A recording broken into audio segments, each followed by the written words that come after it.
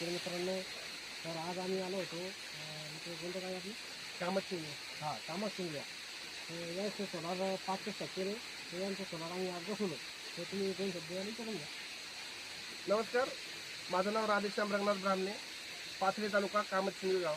खूप चांगल्या पद्धतीनं शुभम सपकाळ सर आणि विष्णू दौंड सर यांच्या माध्यमातून खूप चांगल्या पद्धतीनं शक्ती पंप या ठिकाणी बसवलेला आहे.